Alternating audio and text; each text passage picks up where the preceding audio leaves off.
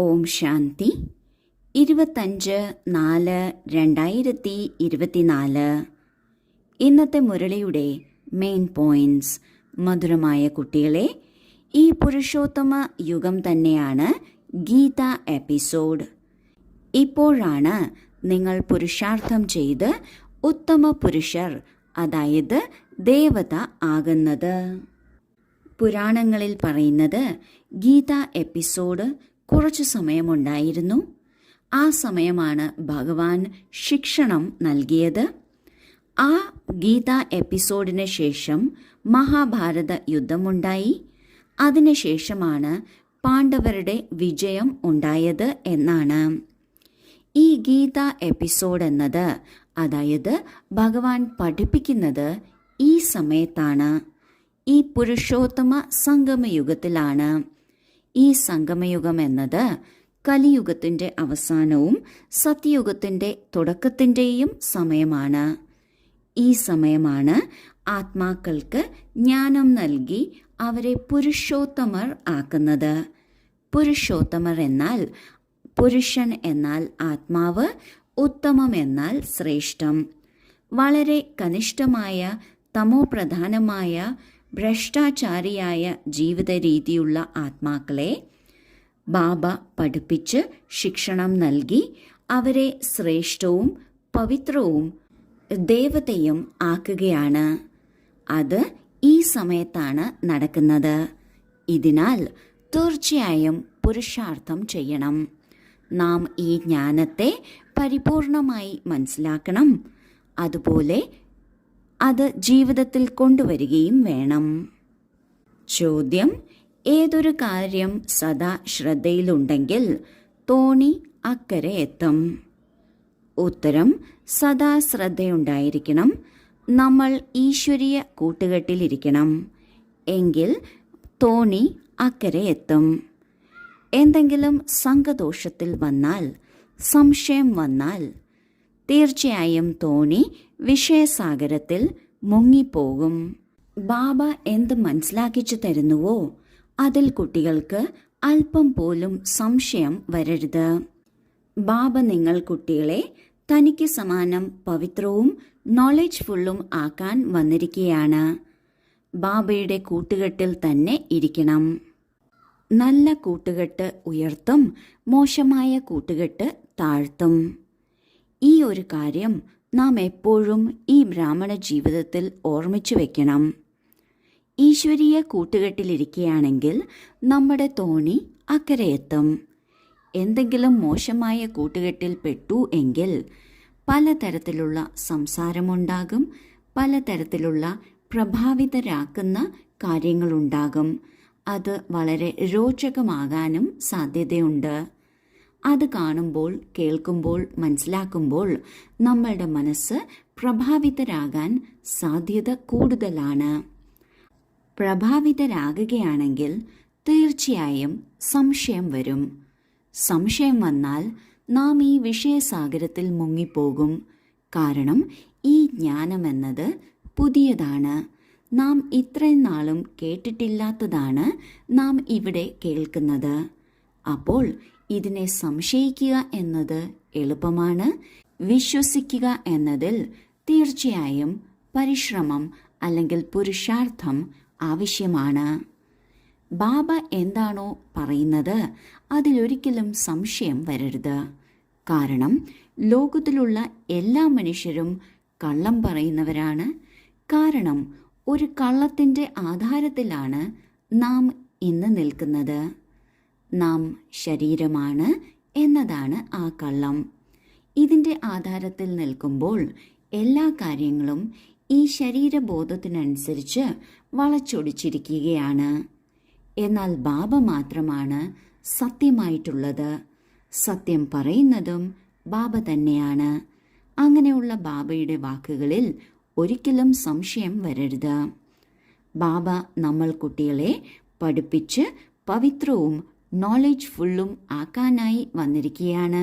അതിനാണ് ദിവസവും ഒരു ഒഴിവും എടുക്കാതെ നമ്മെ പഠിപ്പിക്കാൻ വരുന്നത്. അതിനാൽ ഇങ്ങനെയുള്ള ബാബയുടെ കൂട്ടുകെട്ടിൽ തന്നെ ഇരിക്കണം. ധാരണയ്ക്കുള്ള മുഖ്യസാരം: 1. എന്താണോ കഴിഞ്ഞുപോയത് അതിനെക്കുറിച്ച് ചിന്തിക്കരുത്. ഇപ്പോൾ വരെ എന്തെല്ലാം വായിച്ചിട്ടുണ്ടോ അതെല്ലാം മറക്കണം. ഒരു ബാബയിൽ നിന്ന് കേൾക്കണം.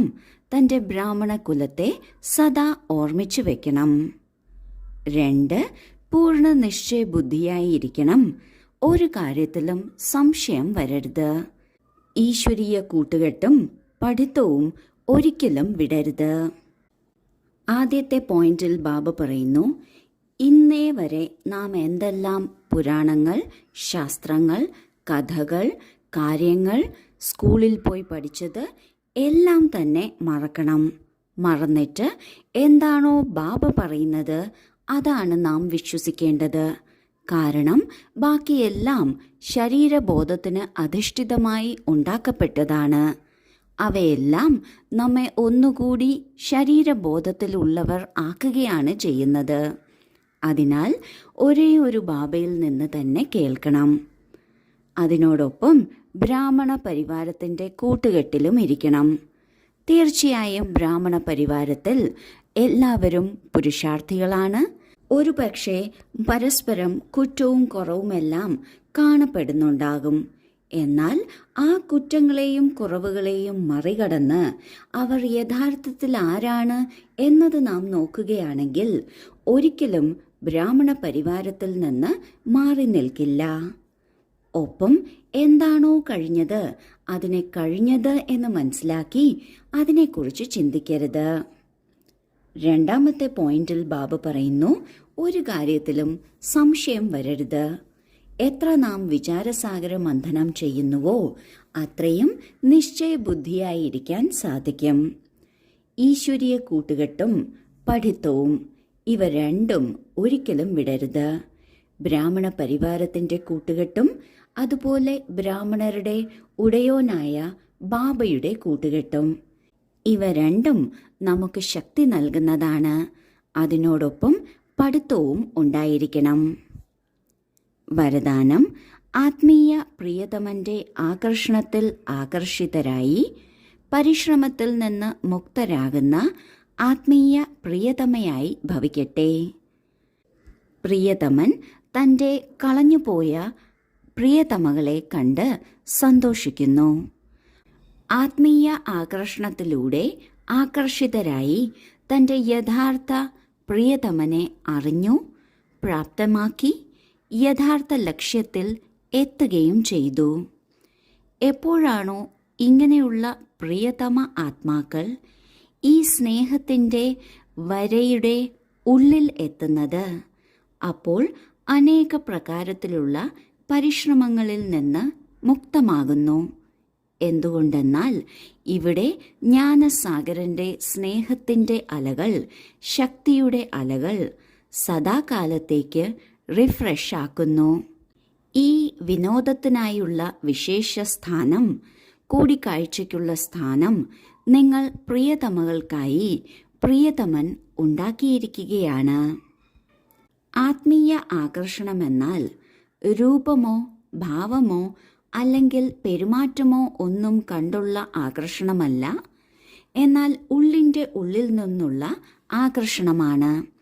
ഈ ആത്മീയ ആകർഷണം കൊണ്ട് നമ്മൾ പ്രിയതമകൾ നമ്മുടെ യഥാർത്ഥ പ്രിയതമനെ തിരിച്ചറിഞ്ഞിരിക്കുകയാണ്, സ്വന്തമാക്കിയിരിക്കുകയാണ്. നമ്മൾ നമ്മളുടെ ആത്മീയ ലക്ഷ്യത്തിലും എത്തിച്ചേർന്നിരിക്കുകയാണ്. ഈ സ്നേഹത്തിൽ പ്രഭാവിതരായി നമ്മൾ എപ്പോഴാണോ സ്നേഹത്തിൻ്റെ വരിക്കുള്ളിൽ എത്തുന്നത്, അപ്പോൾ എല്ലാ തരത്തിലുള്ള പരിശ്രമവും സമാപ്തമാകുന്നു. സ്നേഹത്തിൻ്റെ അലകളുണ്ട്, ശക്തിയുടെ അലകളുണ്ട്. ഇതിൽ ഇരുന്നിരുന്ന് റിഫ്രഷായി തീരുന്നു. ഇങ്ങനെ വിനോദത്തിനുള്ള, കൂടിക്കാഴ്ച നടത്താനുള്ള ഈ സ്നേഹത്തിൻ്റെ സ്ഥാനം ബാബ പ്രത്യേകിച്ചും തൻ്റെ പ്രിയതമകൾക്ക് വേണ്ടി ഉണ്ടാക്കിയിരിക്കുകയാണ്. സ്ലോഗൻ: ഏകാന്തവാസി ആകുന്നതിനോടൊപ്പം തന്നെ ഏകനാമിയും എക്കോണമി ആയിട്ടുള്ളവരും ആകൂ. ഏകാന്തവാസി എന്നാൽ ഒരു കാര്യത്തിൽ തന്നെ ശ്രദ്ധിച്ച് ഇരിക്കുന്നവർ, അതായത് ഒരു ബാബയിൽ തന്നെ ശ്രദ്ധിച്ച് ഇരിക്കുക. ഒരു ബാബയെക്കുറിച്ച് മാത്രം ചിന്തിക്കുക. ഇപ്രകാരം ഏകാന്തവാസി ആകുന്നതിനോടൊപ്പം തന്നെ ഒരേ ഒരു ബാബ മാത്രം, മറ്റാരുമില്ല, ഈ ഒരു കാര്യവും ഓർമ്മ വയ്ക്കണം. അതിനോടൊപ്പം കുറഞ്ഞ ചിലവിൽ കൂടുതൽ ലാഭമെടുക്കുന്നവരും ആകണം. ഓം ശാന്തി.